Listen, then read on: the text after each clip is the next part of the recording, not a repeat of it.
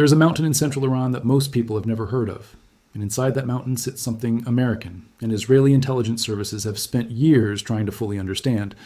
Not a bunker in the way you're picturing one, a tunnel complex carved more than 100 meters straight down through solid granite, deeper than Fordow. The site the world has spent 2 decades treating as the most protected nuclear facility on the planet. Iran calls the mountain Kuh-e Kolang Gaz.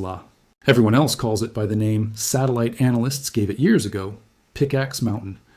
And in the last several weeks, new satellite imagery, new intelligence assessments, and new statements from Iran's own officials have exposed exactly how far this project has progressed, what has reportedly been moved inside it, and why the President of the United States himself has now said publicly that hitting this specific mountain is only a matter of time. This is not internet speculation or a fringe theory circulating online. This is a site that has now been the subject of formal congressional testimony, direct presidential statements, and years of painstaking satellite analysis by some of the most respected nonproliferation researchers in the world. Stay with me for the next 30 minutes, because I'm going to walk you through the entire history of this site, what satellite imagery has actually revealed, why this location may be beyond the reach of America's most powerful bunker-buster bombs, and why Iran's own advisors are warning that any strike on it could unleash a regional catastrophe most people have not even considered. Here is the detail that should stop you before we go any further. This facility was never attacked. Not during the 12-day war in June of last year, when American and Israeli strikes hit Fordow, Natanz, and Isfahan directly. Not during the current, far longer war that has been raging since the end of February. While the world's attention stayed fixed on the nuclear sites that had already been bombed, Iran has spent that exact same window of time reportedly transferring thousands of centrifuges and a significant portion of its enriched uranium stockpile into the one facility nobody has touched. Let's break down exactly what we know and exactly what remains genuinely uncertain. Before I go further, here is where I am coming from on this. I've spent years around military and strategic operations, including how hardened, deeply buried facilities are actually assessed and targeted, which is exactly the lens I am bringing to this story. Everything you're about to hear is drawn from confirmed satellite imagery analysis, statements from international nuclear inspectors, and on-record comments from officials on multiple sides of this conflict. I will tell you clearly what has been independently verified, what remains an informed assessment rather than a hard fact, and where real uncertainty exists. No hype, no speculation dressed up as fact. Let's get into it. To understand why this specific mountain matters so much, you need the story of how it came to exist in the first place. Construction at Pickaxe Mountain began back in 2020, shortly after a sabotage operation widely attributed to Israel destroyed an advanced centrifuge production plant at Iran's Natanz enrichment site. In the aftermath of that attack, Ali Akbar Salehi, then the head of Iran's Atomic Energy Organization, told his own parliament's National Security Committee that Iran had decided to build a new centrifuge assembly hall inside the mountain near Natanz, telling lawmakers plainly that work had already begun. That was not a hidden admission dragged out of Tehran by outside intelligence. It was announced, on the record, by Iran's own nuclear chief, years before this current war ever began. That timeline matters because it shows this was never a rushed, wartime improvisation. Iran has had more than 5 years to plan, excavate, and harden this specific facility, working through an entire prior round of direct conflict with Israel, additional sabotage operations, and years of intermittent diplomatic negotiations over its broader nuclear program, all while this particular project continued underground, largely out of public view except for the periodic satellite images that slowly confirmed its progress. The Jerusalem Post itself had reported on the site as early as 2020, and again extensively in 2022, meaning the broad outlines of this project were known to nonproliferation researchers years before most casual observers of this conflict had ever heard the name Pickaxe Mountain. From that point forward, the project only deepened, literally. Assessments from the Institute for Science and International Security placed the underground halls somewhere between 78 and 145 meters below the mountain's summit, depending on exactly how the tunnels were carved and at what angle. Later estimates converged closer to 100 meters, roughly 328 feet, though some assessments suggest the true depth could be even greater. For comparison, Fordow's enrichment halls, the facility that already required America's largest bunker-buster bombs to strike, sits somewhere between 80 and 90 meters below its own mountain summit.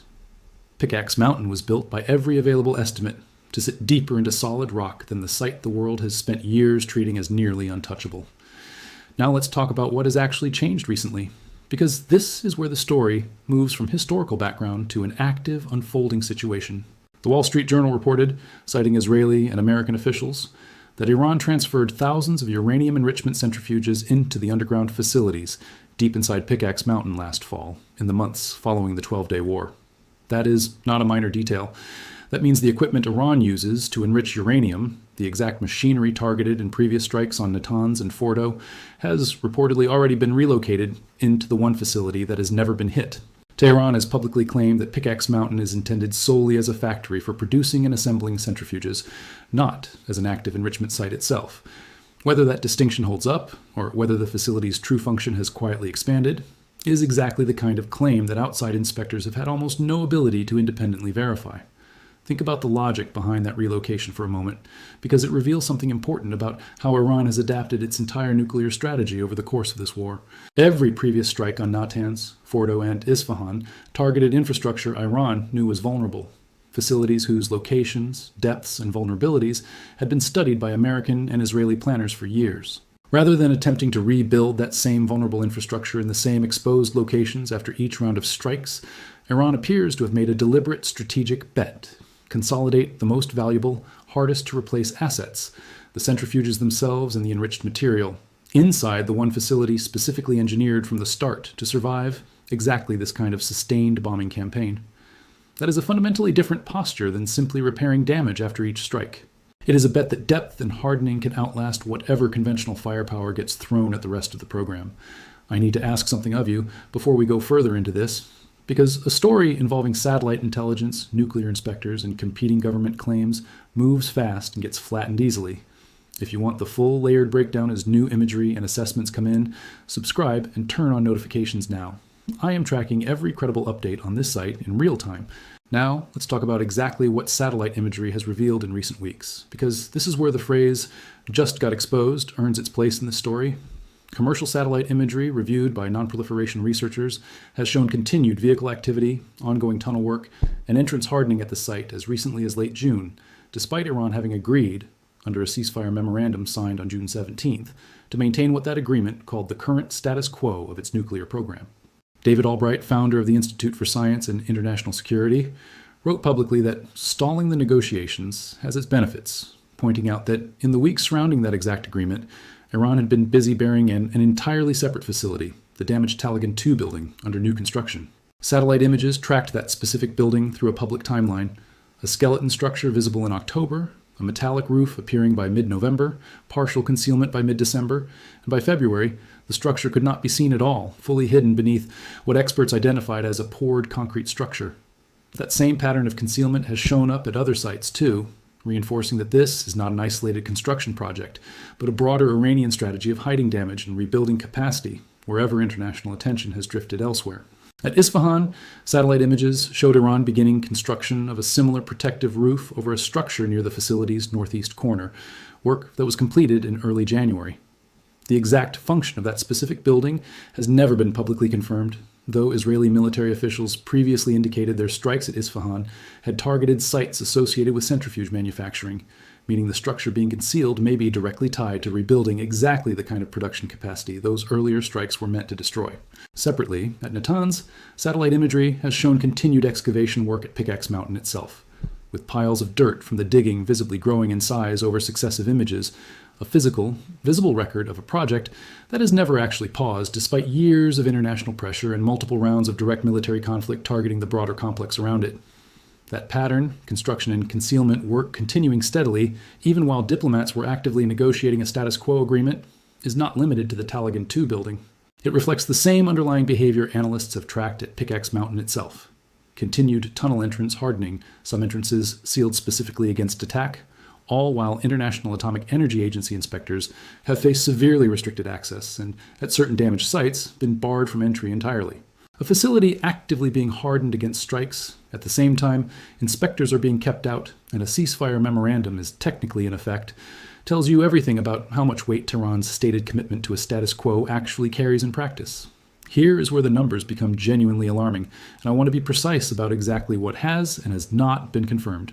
Rafael Grossi, the Director General of the International Atomic Energy Agency, stated that the agency believes roughly 200 kilograms of Iran's stockpile of uranium enriched to 60% are stored in deep tunnels at a nuclear complex outside Isfahan, with additional quantities believed to be at Natanz, where the newly fortified Pickaxe Mountain facility sits.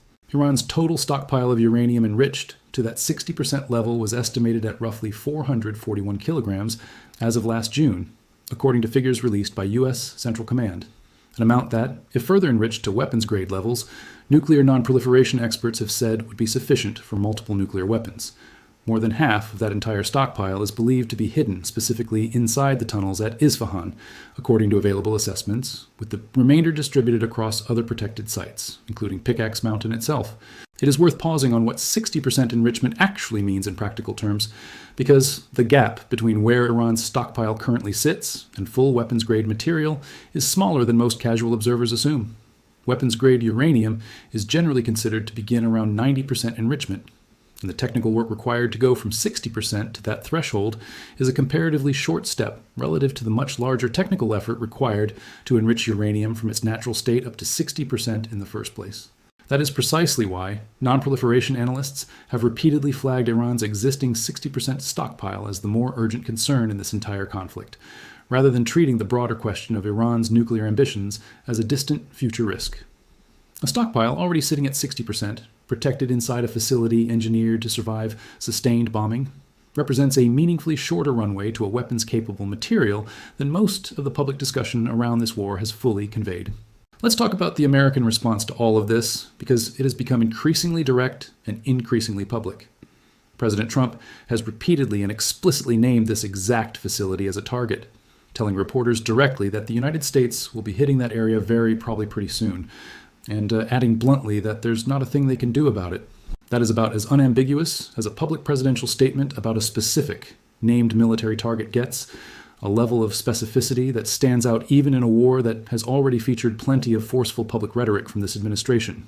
Defense Secretary Pete Hegseth has separately testified before Congress on the broader threat picture as this war continues, underscoring that this is not a fringe concern being raised by outside analysts, but a live, ongoing subject of formal congressional briefing and testimony at the highest levels of the American defense establishment. It is worth noting that Trump had actually flagged concerns about this exact facility months earlier, revealing back in March that even after American strikes had already destroyed key Iranian nuclear facilities during the 12-day war the previous June, the regime had begun shifting its operations toward a new, granite-protected site buried even deeper underground.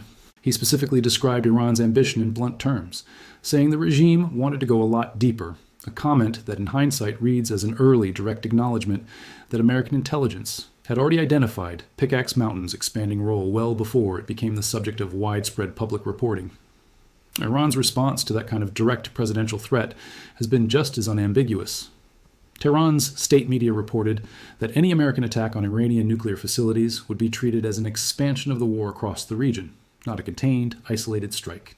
A senior regime advisor went further, publicly describing Pickaxe Mountain as the most fortified nuclear facility in the world, while openly threatening to turn the entire region into what he described as hell if the site is struck. That kind of rhetoric is not simply posturing for a domestic audience. It reflects a genuine high-stakes calculation inside Tehran, that a strike on this specific facility, given what may actually be stored inside it, would cross a threshold different from every previous strike in this war, one the regime is prepared to respond to with a level of escalation it has not yet deployed anywhere else in this conflict. Let's talk about what actually makes this facility so difficult to strike, because the physical engineering here genuinely matters. Multiple assessments have noted that Pickaxe Mountain sits beneath a summit roughly 1,600 meters high, compared to the roughly 960-meter mountain sitting above Fordow. A taller mountain does not automatically mean a deeper facility, since depth depends on exactly where inside that mountain the tunnels were carved. But combined with the specific depth estimates researchers have gathered from years of satellite analysis, multiple nonproliferation experts have raised the genuine possibility that America's most powerful bunker-buster bomb, the massive ordnance penetrator, may not be capable of reaching the enrichment halls at their deepest points. That uncertainty itself is part of why this facility has never been struck in either the 12-day war last year or the current, far longer conflict. Striking a target and failing to actually destroy what sits inside it does not just waste an extraordinarily expensive munition. It reveals the limits of American strike capability to every adversary watching, a strategic cost that may be part of why commanders have held off on hitting this site until they are confident the strike can actually succeed. There is also very little independently verifiable detail about the facility's internal layout, and that absence of information is itself part of the strategic picture. Analysts have noted that the site is largely shrouded in mystery, with no publicly available schematics, meaning virtually everything the outside world knows about Pickaxe Mountain's interior comes from painstaking analysis of satellite imagery over years, tracking excavation patterns, entrance construction, and vehicle movement rather than any direct look inside. What is visible from those images includes several distinct tunnel complexes, a large security perimeter surrounding the site, and entrances that have been progressively hardened with concrete, specifically to withstand potential airstrikes. Every one of those visible details tells you Iran anticipated exactly this scenario, a prolonged war in which this facility would eventually become a named target and built accordingly for years in advance. Some military analysts have gone further, suggesting that if precision bunker busters cannot reliably guarantee destruction of a facility this deep, the alternative options become considerably more extreme, including high-risk special forces operations aimed at physically accessing or disabling the site from the ground, rather than relying purely on air power. That kind of option carries an entirely different risk profile, exposing personnel directly, rather than relying on standoff weapons delivered from aircraft operating outside the range of Iranian air defenses. The fact that serious analysts are even discussing ground operations as a plausible alternative tells you how seriously the depth and hardening of this specific facility is being weighed against the limitations of America's existing bunker buster arsenal. Here's the hard truth, and I think this is the part that separates a serious breakdown from pure alarm. Nobody outside a very small circle of Iranian officials knows the facility's exact depth, its precise internal layout, or definitively how much enriched material and equipment has actually been moved inside it. Every figure in this video, the depth estimates, the centrifuge transfer reports, the uranium stockpile locations, comes from satellite imagery analysis, intelligence assessments, and statements from officials with their own strategic interests in how this information gets framed. That does not mean these figures are unreliable. Independent researchers at organizations like the Institute for Science and International Security have built a credible, consistent track record, analyzing exactly this kind of site over many years. But precision matters here. Iran has never allowed international inspectors meaningful access to this specific facility, which means every assessment of what sits inside Pickaxe Mountain remains, by necessity, an informed estimate rather than a confirmed fact. And any account that tells you with total certainty exactly what is buried in that mountain is going further than the actual evidence supports. Let's zoom out to why this specific facility could shape the entire remaining trajectory of this war. Every other major nuclear site Iran possessed at the start of this conflict, Natanz, Fordow, Isfahan, has already been struck at least once, some multiple times. Pickaxe Mountain is the one meaningful exception. The site both the United States and Israel have held off attacking, while everything else in Iran's nuclear infrastructure absorbed direct hits. If reports of centrifuges and enriched uranium being relocated there are accurate, that makes Pickaxe Mountain not just one target among several, but potentially the single most consequential, unstruck facility in Iran's entire nuclear program, the place where the country's ability to eventually rebuild an enrichment capacity may now be concentrated. That is exactly why the president's public threats to hit this specific site carry so much weight, and exactly why Iran's own officials have chosen this particular facility as the one they are willing to threaten regional catastrophe over, rather than treating it as simply the next target on a list that has already included several other major nuclear sites. There's also a nonproliferation dimension to this that reaches well beyond this specific war. If a facility engineered specifically to sit beyond the reach of the world's most powerful conventional bunker buster bombs can successfully protect a nation's enrichment capability and nuclear material through an extended military conflict, that is a template. Every government anywhere in the world currently weighing whether to pursue its own nuclear program or to protect an existing one against potential strikes is watching how this specific standoff resolves. A facility that survives this war intact does not just represent a strategic setback for the United States and Israel in this one conflict. It demonstrates, in the clearest possible terms, that sufficiently deep, sufficiently hardened underground construction may represent a viable long-term strategy for insulating a nuclear program from exactly the kind of military pressure that has defined this entire war. Consider how that precedent would likely be read in capitals far from Tehran.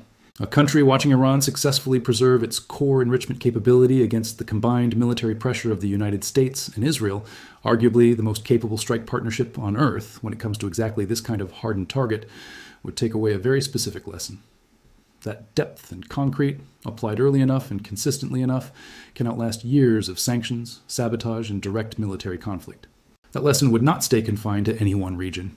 It would shape how future nuclear programs, wherever they emerge, choose to site and protect their most sensitive infrastructure from the very beginning, rather than scrambling to harden existing facilities only after they have already been struck once. Let's bring this down to the human and environmental stakes, because striking a facility that may house enriched uranium and active centrifuge equipment is not the same as striking a conventional military target.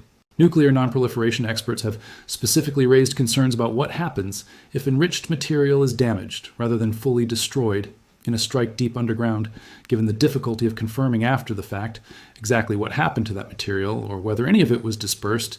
A strike that fails to fully neutralize the site but disturbs highly enriched uranium stored within it raises genuine questions about contamination and material security that go well beyond the immediate military outcome of the strike itself. That is part of why the phrase one nonproliferation expert used, warning that this facility must be neutralized before this war can genuinely end, carries a very specific and serious weight, and why the stakes around exactly how or whether this site is ultimately struck extend far beyond the immediate battlefield. 2 things before you go, and I want you to actually do them. First, if this breakdown gave you a clearer picture of the single most consequential unstruck facility in this entire war, share it with someone trying to understand what happens next in this conflict. Second, I want your honest read in the comments. Do you think the United States ultimately strikes Pickaxe Mountain before this war ends? Or does the uncertainty over whether America's bunker busters can actually reach it keep the specific site untouched indefinitely? And given the regime's explicit warning about turning the region into hell if this facility is hit, do you think the threat is genuine escalation risk, or standard wartime rhetoric aimed at deterring a strike that Tehran privately expects is coming regardless? I'm also curious whether you think a special forces option, rather than an airstrike, becomes the more realistic path if commanders conclude conventional bunker busters simply cannot guarantee results at this depth. Drop your answer below. I read every one of them, and if this delivered real value, hit like before you go. Here's where this leaves us. Pickaxe Mountain, the underground facility Iran began building in 2020 after a sabotage attack on its Natanz site, sits reportedly more than 100 meters beneath solid granite deeper than Fordow, and has never been struck in either the 12-day war last year or the current conflict that has run since February. Satellite imagery has confirmed continued tunnel hardening and entrance sealing as recently as late June, despite a ceasefire memorandum in which Iran agreed to maintain the status quo of its nuclear program. Reports citing Israeli and American officials say thousands of centrifuges were transferred into the mountain last fall, and international inspectors believe a substantial portion of Iran's highly enriched uranium stockpile now sits protected inside facilities, including this one.